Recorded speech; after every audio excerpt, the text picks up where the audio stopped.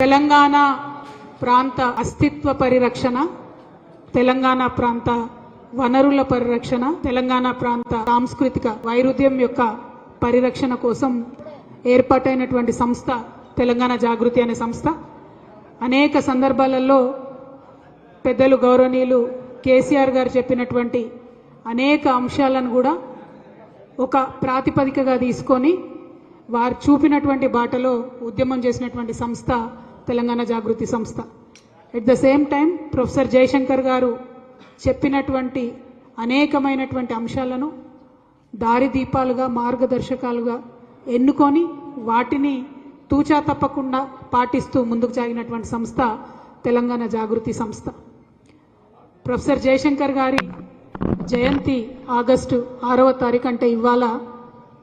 మరి తెలంగాణ రాష్ట్రం రాకముందే అనుకోకుండా పాపం సార్ జీవితకాలం కలగన్నటువంటి తెలంగాణ రాష్ట్రం రాకముందే ఆయన జరిగిపోయినటువంటి సందర్భంలో ఆనాడు తెలంగాణ జాగృతి ఒక సంకల్పం తీసుకున్నది.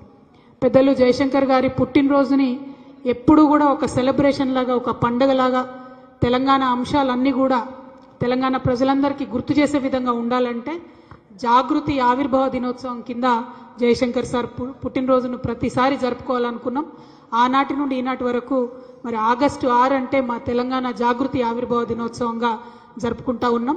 ప్రొఫెసర్ జయశంకర్ గారిని నిరంతరం తలుస్తూ మరి వారు తెలంగాణ సమాజానికి చేసినటువంటి సేవను మర్చిపోకుండా ముందు తరాలకు అందించాలనే ఉద్దేశంతో ఈ కార్యక్రమాన్ని చేస్తూ ఉన్నాం.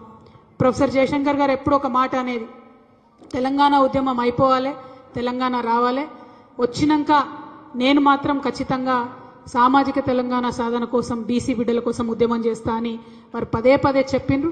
ఎన్నో సందర్భాలలో మాట్లాడినటువంటి సందర్భాల్లో కూడా వారు చెప్పిండ్రు. ఒక పక్క గ్లోబలైజేషన్ ఎఫెక్టు, ఇంకొక పక్క ఉమ్మడి రాష్ట్రం ఎఫెక్టు, ఇంకొక పక్క కార్పొరేట్ సంస్థలు పెద్ద ఎత్తున వచ్చి మొత్తం వృత్తి పనులన్నీ ధ్వంసం చేసి గ్రామీణ వ్యవస్థ అంతా నాశనం అయిపోయినటువంటి సందర్భంలో ఒక సామాజిక విప్లవం రావాలి. భౌగోళిక తెలంగాణ సాధనతో పాటు సామాజిక తెలంగాణ సాధన అనేది మనందరి ధ్యేయంగా ఉండాలని పలుమార్లు చెప్పినారు. వారు చెప్పినటువంటి రికార్డింగ్స్ కూడా చాలా ఉన్నాయి. ఇంటర్నల్గా అనేక మంది మేము మాట్లాడినప్పుడు వారు ఒకటే చెప్పేవారు, తెలంగాణ రాష్ట్రం రాకముందు మనం ఏ అంశం ఎత్తుకున్నా కూడా ఒక డీవియేషన్ లాగా ఉంటుంది, కాబట్టి రాష్ట్రం ఏర్పడ్డ తర్వాత మాత్రం ప్రతి ఒక్క సెక్షన్ ప్రజలకు న్యాయం జరిగేలాగా, అది మహిళలు కావచ్చు, దళితులు కావచ్చు, గిరిజనులు కావచ్చు, ఆదివాసీలు కావచ్చు, మైనారిటీలు కావచ్చు, మైనారిటీ ముస్లిమ్స్ కావచ్చు, మైనారిటీ క్రిస్టియన్స్ కావచ్చు, మైనారిటీ సిక్కులు కావచ్చు, ప్రతి ఒక్క వర్గానికి సంబంధించి అగ్రవర్ణాల్లో ఉండేటటువంటి పేదలు కావచ్చు, స్పోర్ట్స్ మెన్స్ కావచ్చు, బీసీ బిడ్డలు కావచ్చు, ప్రతి ఒక్క వర్గాన్ని మనము భూతత్వంలో పెట్టి చూసి మరి వారి సమస్యల్ని పరిష్కరించేటటువంటి బృహత్తరమైనటువంటి బాధ్యతను ఎత్తుకోవాలని చెప్పి పదే పదే వారు చెప్పేవారు. వారు చెప్పినటువంటి దానికి అనుగుణంగా ఇవాళ తెలంగాణ జాగృతి కార్యాచరణ ఉన్న విషయం మీ అందరూ కూడా గమనిస్తూ ఉన్నారు. గత 10 ఏళ్లుగా రాష్ట్రం ఏర్పడ్డప్పటి నుంచి ఇప్పటి వరకు కూడా అనేక కార్యక్రమాలు చేస్తూ వచ్చినాం. ఇప్పుడున్నటువంటి సందర్భంలో జై తెలంగాణ అననటువంటి ముఖ్యమంత్రి ఉన్నటువంటి సందర్భంలో ఖచ్చితంగా తెలంగాణ జాగృతి లాంటి సంస్థలు ఇంకా బలంగా పనిచేయాలి. జయశంకర్ సార్ యొక్క ఆశయాలను ముందుకు తీసుకొని పోవాలి. తెలంగాణ సోయి అనేటటువంటిది మనం చేసే ప్రతి పనిలో కూడా ఉండాలనే విషయాన్ని ఈ సందర్భంగా మళ్ళొకసారి గుర్తు చేస్తున్నాం. సామాజిక తెలంగాణ సాధన అంటే ఢిల్లీకి పోయి ఉట్టి ధర్నాలు చేసుడు కాదు. సామాజిక తెలంగాణ సాధన అంటే ఇక్కడ గ్రామానికి గల్లీకి పోయి ప్రతి ఒక్కరి యొక్క లైఫ్ స్టైల్ అర్థం చేసుకొని ఆ లైఫ్ స్టైల్లో ఎంతో కొంత మార్పు తీసుకురాగలగడం సామాజిక తెలంగాణ సాధన అన్న విషయం తెలంగాణ జాగృతి నాయకులం, కార్యకర్తలం మళ్ళీ ఒకసారి ఆ కాజ్ కోసం, ఆ గోల్ కోసం ఇవాళ పునరంకితం అవ్వాల్సినటువంటి సందర్భాన్ని కూడా కార్యకర్తలకు, నాయకులకు అందరికి కూడా గుర్తు చేస్తూ ఉన్నాను. మరి వారి స్ఫూర్తితో ముందుకు పోతున్నాం. ఒక పక్క సాంస్కృతిక విప్లవం, ఇంకొక పక్క సామాజిక విప్లవం, రెండింటిని కూడా తీసుకొని జాగృతి ముందుకెళ్తుందని చెప్పి మళ్ళొకసారి తెలియజేస్తూ ఉన్నాం. నిన్న మీరు చూసిండ్రు ధర్నా, 72 గంటలు మేము తలపెట్టినటువంటి ధర్నాను ప్రభుత్వం చిన్న కుయుక్తితోని మరి కోర్టులో మాకు అనుగుణంగా తీర్పు రాకుండా 5 రోజులు వాళ్ళు టైం అడిగి క్యాన్సిల్ చేయడం జరిగింది. ఎందుకోసం క్యాన్సిల్ చేసిరంటే ఇవాళ అక్కడ ఢిల్లీలో కాంగ్రెస్ పార్టీ వాళ్ళు పెట్టినటువంటి ధర్నా కోసమే మా ధర్నాను బ్రేక్ చేసిరని చెప్పి మేము బలంగా నమ్ముతా ఉన్నాం. మరి ఇవాళ అక్కడ ఢిల్లీలో 2 రోజుల దీక్షతోని వాళ్ళు ఏం చేస్తారో, ఏం సాధిస్తారో కూడా తెలంగాణ ప్రజల ముంగట ఉంటుంది. మేము మళ్ళీ డిమాండ్ చేస్తున్నాం, మీరు రాష్ట్రపతి గారి దగ్గరికి వెళ్ళాలి. రాష్ట్రపతి గారు ఇంకా కూడా బీసీ బిల్లును తొక్కుపట్టే ప్రయత్నం చేస్తే మీరు సుప్రీంకోర్టుకు వెళ్ళాలి, ఆర్డినెన్స్ను గవర్నర్ ఆపితే మీరు సుప్రీంకోర్టుకు పోవాలి. అటువంటి నిర్దిష్టమైనటువంటి చర్యలు చేయకుండా మీరు ఎన్ని ఊకదంపుడు ఉపన్యాసాలు చెప్పినా కేవలం అది తెలంగాణ బిడ్డలను మోసం చేస్తున్నారని మేము భావించాల్సి ఉంటుందని ప్రభుత్వాన్ని మళ్ళీ ఒకసారి హెచ్చరిక చేస్తూ, దొంగ దీక్షలు కాదు నిజమైన దీక్షలు చేయండి, రిజల్ట్ వచ్చే దీక్షలు చేయండి, రిజల్ట్ వచ్చే పనులు చేయాలని ప్రభుత్వాన్ని డిమాండ్ చేస్తూ ఉన్నాను. తెలంగాణ జాగృతి నుండి త్వరలోనే పెద్ద ఎత్తున కమిటీలు వేయడం జరుగుతుంది. ఎందుకంటే నిన్న దీక్షలో ఉంటామేమో అని ఇవాళటి కోసం మేము ప్రిపేర్ కాలేదు. బట్ ఈ నెలలోనే 15 ఆగస్టు లోపలనే పెద్ద ఎత్తున జాగృతి కమిటీలన్నీ కూడా వేస్తాం. ఇదివరకు ఉన్నటువంటి శాఖలతో పాటు ఇంకా కొన్ని శాఖలను మేము ఎంచుకున్నటువంటి ఇంకా మైక్రో లెవెల్లో పనిచేయాల్సినటువంటి రంగాలకు సంబంధించి శాఖోపశాఖలుగా విస్తరించే విధంగా తెలంగాణ జాగృతి కోసం ప్రణాళికలు సిద్ధం చేసి ఉంచినాం. చాలా మంచి మంచి వ్యక్తులు కొత్త వాళ్ళు కూడా వచ్చి బలాన్ని ఇచ్చేటటువంటి సందర్భం కూడా గమనిస్తూ ఉన్నాం. కాబట్టి అవన్నిటినీ కూడా దగ్గర పెట్టుకొని ముందుకెళ్తామని ఈ సందర్భంగా తెలియజేస్తున్నాను. అంటే ప్రధానంగా ఒకటే అండి, రెండు పార్టీలు ఎవరైతే చిత్తశుద్ధితోని రిజల్ట్ ఓరియంటెడ్గా పనిచేయాలనో ఆ రెండు పార్టీలు కాంగ్రెస్ కానీ బీజేపీ కానీ ఇద్దరు పరస్పరం నేను కొట్టినట్టు చేస్తాను నువ్వు ఏడిచినట్టు చేయని ఒకరినొకరు కలుపుకొని మరి నాటకం చేస్తున్నటువంటి విషయం తెలంగాణ బిడ్డలు ఇప్పటికే గమనించారు. ఇంకా పెద్ద ఎత్తున అది అర్థమవుతున్నది రోజు రోజుకి.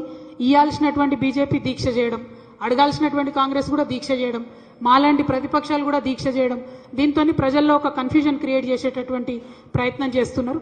కానీ తెలంగాణ ప్రజలు విఘ్నులు, తప్పకుండా గుర్తుపడతారు వీళ్ళ ప్రయత్నాన్ని.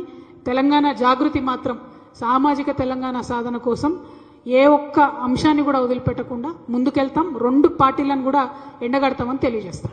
నిపుణులతో మేము సంప్రదిస్తూ ఉన్నామండి. ఇప్పుడు ఈ ఢిల్లీలో కాంగ్రెస్ చేస్తున్నటువంటి 2 రోజుల హడావుడు ఏదైతే ఉందో అట్లీస్ట్ దాని తర్వాత కనీసం రాహుల్ గాంధీ గారు ఒక్కసారైనా పార్లమెంట్లో మాట్లాడతారా, సోనియా గాంధీ గారు రాష్ట్రపతి గారు అపాయింట్మెంట్ కోరరా, ఈ అన్ని అంశాలను కూడా చూసిన తర్వాత మా యొక్క కార్యాచరణ ప్రకటిస్తాం. మీకు తెలుసు ఇదివరకు మేము రైల్ రోకో ప్రకటిస్తామని చెప్పి చేసి గ్రామాన ప్రచారం చేసిన తర్వాత తప్పనిసరి పరిస్థితుల్లో రాష్ట్ర ప్రభుత్వం ఆర్డినెన్స్ని ప్రకటించింది. ఇప్పుడు ఆ ఆర్డినెన్స్ని గవర్నర్ గారి దగ్గర పాస్ చేయించుకోవడానికి రాష్ట్ర ప్రభుత్వం చేసే ప్రయత్నాలు ఫలిస్తాయా లేదా మనకు 1-2 డేస్లో తెలిసిపోతుంది.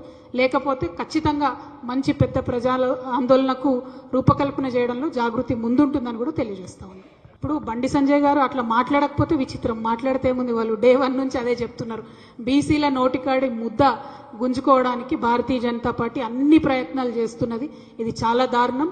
బీజేపీ యొక్క బీసీ వ్యతిరేక వైఖరిని ప్రజలందరూ కూడా గమనిస్తున్నారు. ఇప్పటి వరకు కూడా రాష్ట్ర ప్రభుత్వం 42%లో ముస్లిమ్స్ ఉన్నారా లేదా, బీసీలలో ఎంతమందికి ఏ పర్సెంటేజ్ ఇస్తున్నారని కూడా చెప్పనటువంటి పరిస్థితిని చూస్తున్నాం. వీళ్ళు చెప్పనే లేదు. బండి సంజయ్ గారికి ఎట్లా తెలిసింది ముస్లిమ్స్ ఉన్నారా లేదా అని? ముస్లిమ్స్ ఉన్నారు కాబట్టి మేము ఇయ్యమంటారు. అల్టిమేట్గా 42% ఆర్డినెన్స్ కానీ 42% బిల్లు కానీ గవర్నర్ గారి దగ్గర రాష్ట్రపతి దగ్గర పాస్ చేయాల్సినటువంటి బీజేపీ చేయకుండా తెలంగాణ బీసీలను మోసం చేస్తుందన్న విషయం మళ్ళొకసారి రుజువైంది. ఖచ్చితంగా భారతీయ జనతా పార్టీకి బీసీలు, తెలంగాణ బీసీలు రానున్న రోజుల్లో బుద్ధి చెప్తారని చెప్పి నేను బలంగా విశ్వసిస్తున్నాను.